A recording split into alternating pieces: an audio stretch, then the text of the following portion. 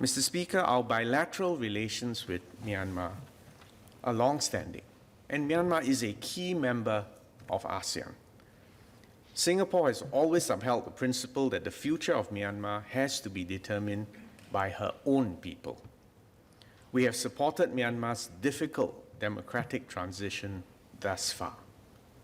We are gravely concerned about the latest developments in Myanmar.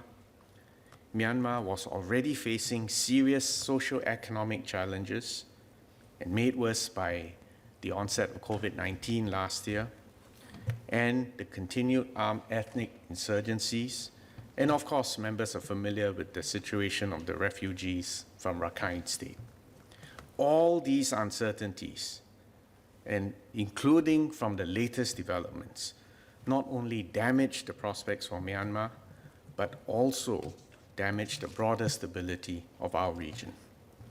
ASEAN has a long-standing policy of non-interference in the internal affairs of our member states. Nevertheless, a statement was issued quickly by the ASEAN chair to reflect the seriousness with which ASEAN views the developments in Myanmar.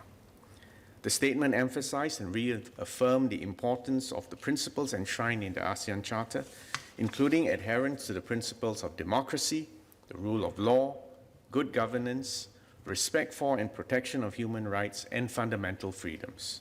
It also called for dialogue, reconciliation, and the return to normalcy in accordance with the will of the people of Myanmar.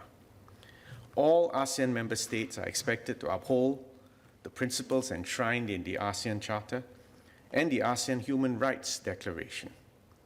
But ASEAN also operates by the principles of consensus and non-interference in the internal affairs of ASEAN member states. These are enshrined in the ASEAN Charter. Nevertheless, I believe ASEAN can play a discreet, constructive role in facilitating a return to normalcy and stability in Myanmar.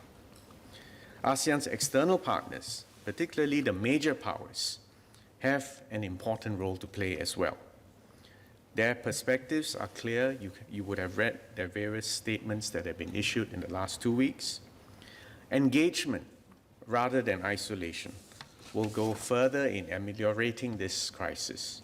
And ASEAN will work closely with all its external partners, including the United Nations, the United States, China, India, Japan, and the EU, to foster an inclusive dialogue with all key stakeholders, and we encourage Myanmar to return to its path of democratic transition.